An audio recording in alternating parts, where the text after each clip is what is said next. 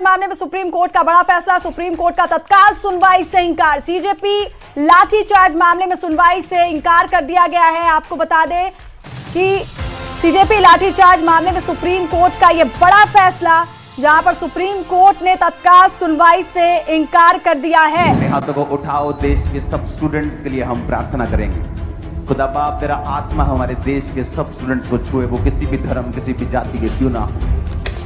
आज हम आपको दिखाएंगे कैसे सुप्रीम कोर्ट ने दिल्ली के जंतर मंतर में जो कुछ हुआ उसे देखकर, जो कुछ कहा उसे सुनकर आप सभी हैरान हो जाओगे। अगर आप एक सच्चे मसीह हैं तो आप उस वीडियो को पूरा जरूर देखें। आप सभी उस वीडियो को देख सकते हैं। तो इन सब चीजों को लेकर सुप्रीम कोर्ट में एक याचिका दायर की गई। कहा गया कि जो पुलिस ने छात्रों पर कार्रवाई की है, ब्रूटैलिटी की है, इस पर एक याचिका दायर की गई, इसकी आप तत्काल में सुनवाई करिए। तो जो चीफ जस्टिस ऑफ इंडिया है, जस्टिस सूर्यकांत, उन्होंने कहा कि हमें वीडियो देखने में कोई इंटरेस्ट नहीं है, हमारे पास उन्हें देखने का वक्त नहीं है, हम वीडियो नहीं देखना चाहते हैं। क्या हुआ इस सुनवाई में, तमाम जानकारी के साथ विभावरी मौजूद हैं। बताएं विभावरी। 22 जुलाई को सुनवाई हो रही थी और प्ली जो दायर की गई थी उसका मुख्य मुद्दा ये था कि प्रोटेस्ट में पुलिस की तरफ से, दिल्ली पुलिस की तरफ से जो लाठीचार्ज किया गया प्रदर्शनकारियों पर, उस पर सुप्रीम कोर्ट दखलंदाजी करे। जिसके जवाब में सीजीआई सूर्यकांत ने कहा कि we are not interested in watching videos, हमारी दिलचस्पी नहीं है आपके इन वीडियोस को देखने की। लॉयर ने 2-3 बार, मतलब इंडिया टुडे से जुड़ी अनीशा माथुर की रिपोर्ट के मुताबिक लॉयर ने 2-3 बार उन्हें वीडियोस दिखाने की कोशिश की जिसमें पुलिस लाठी चलाती नजर आ रही थी, लेकिन सीजीआई ने मना कर दिया, इनकार कर दिया कि हमारे पास उन्हें देखने का समय नहीं है। साथ में उन्होंने कहा कि हमारा समय बर्बाद ना करें, साथ में अपना वक्त भी बर्बाद ना करें। तो ये पूरे जो आज सुनवाई हुई है 22 तारीख को, जिसमें दखल देने के लिए कहा गया था, उसमें सीजीआई ने एक साफ जवाब दे दिया कि हमारे पास समय नहीं है, we don't have time to watch these videos. बिल्कुल, एक दिन पहले दिल्ली हाई कोर्ट में भी जब ये तत्काल सुनवाई के लिए मामला गया था तो उन्होंने भी कह दिया था कि इसमें कोर्ट को ना घसीटा जाए, उन्होंने भी सुनवाई करने से मना कर दिया था। और क्या वकील ने बात और बाद में फिर वीडियो को दिखाने की कोशिश की, अपनी बात को आगे बढ़ाने की कोशिश की, तो बीच में ही वकील की बात को काटते हुए सीजीआई ने कहा थैंक यू वेरी मच, मामला वहीं खत्म। बिल्कुल, सीजीआई की तरफ से जो बेंच सुनवाई कर रही थी वहाँ से तो ये टिप्पणी हुई।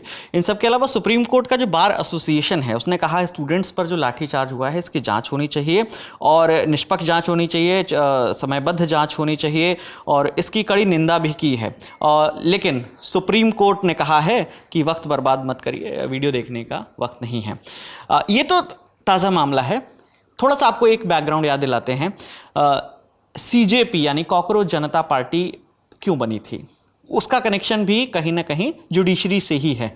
आप अगर बताएं दर्शकों। 15 मई एक केस की सुनवाई कर रहे थे, सीजीआई सूर्यकांत ही कर रहे थे 15 मई को, जब उन्होंने कॉकरोच का कंपैरिजन बेरोजगार युवाओं से किया था कि बेरोजगार युवा कॉकरोच की तरह होते हैं, जहाँ जिन्हें नौकरी नहीं मिलती, रोजगार नहीं मिलता, तो वो कॉकरोच की तरह इधर उधर भटकते हैं, कुछ मीडिया में जाते हैं, कुछ आरटीआई एक्टिविस्ट बन जाते हैं। जिसके बाद से फिर सीजेपी की शुरुआत हुई और शुरुआत ऐसी हुई थी कि कोई पॉलिटिकल पार्टी नहीं है, एक सैटारिकल पार्टी है। कुछ पेज बना, बेसिकली पेज बना, हाँ, ऐसे ही व्यंग के तौर पर। हालांकि पॉलिटिकल पार्टी वो अभी भी नहीं है, लेकिन अब और तब में ये 2-2.5 महीने में बहुत बदलाव आ गया। कुछ फॉलोअर से शुरुआत हुई थी, फिर देखते देखते सबसे ज़्यादा फॉलोअर जिस पार्टी के हैं, बीजेपी के, उसको भी क्रॉस कर गई और अब तो फिर सबके 22-23 मिलियन के आसपास सब्सक्राइबर हैं।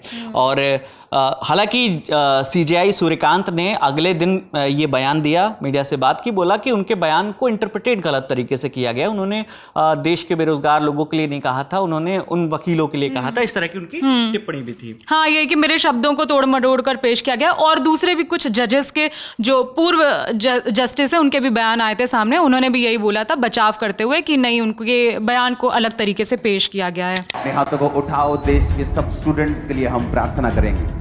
खुदा बाप, तेरा आत्मा हमारे देश के सब स्टूडेंट्स को छुए, वो किसी भी धर्म, किसी भी जाति के क्यों ना हो। बाइबल कहती है धरती के सभी मनुष्यों को श्वास तू देता है। खुदा बाप, तू ही उनको अपनी मुट्ठी खोल कर रचाता है। तूने कहा है कि जिस तरह सूर्य अपना प्रकाश सबको देता है और बारिश सब पे पड़ती है, उसी तरह तुम्हारा पिता धर्मी और अधर्मी दोनों पर अपनी बारिश और अपनी आशीष और अपनी दया को बरसाता है। मेरे पिता, हम मांगते कोई भी स्टूडेंट सुसाइड तक ना पहुंचे खुदाबंद। आने वाले समय में ऐसे अरेंज कर उनके दिलों के ऊपर ये डाल खुदाबंद कि ये अंत नहीं है। आप सभी इस वीडियो को अभी छोड़ के ना जाए, आप सभी इस वीडियो को पूरा ज़रूर देखें। जैसा कि आपने वीडियो में देखा कि कैसे आप सभी जानते होंगे दिल्ली के जंतर मंतर में जो कुछ अभी के समय हो रहा है उसे सुनकर आप सभी भी हैरान हो गए होंगे। जब एक वकील ने सुप्रीम कोर्ट में जब वो गया, जब उन्होंने वीडियो दिखाने की कोशिश की, जैसा कि आपने वीडियो में देखा होगा कि सुप्रीम कोर्ट ने साफ इस फैसले के ऊपर कुछ भी बोलना ना समझा। मैं आपको बताना चाहता हूँ परमेश्वर के लोगों, यीशु मसीह का वचन इस बात को कहता है कि हमें अपने देश के लिए लगातार प्रार्थना करनी है। आप जानते होंगे जितने भी जवान लोग हैं वो ये चाहते हैं कि हमारी शिक्षा व्यवस्था बहुत ही अच्छी हो, और परमेश्वर का वचन इस बात को कहता है यहोवा धर्मियों की प्रार्थनाओं को सुनता है। अगर आज आप यीशु मसीह पर विश्वास करते हैं तो आप इस बात के लिए प्रार्थना करें। मैं आपको बताना चाहता हूँ परमेश्वर के लोगों,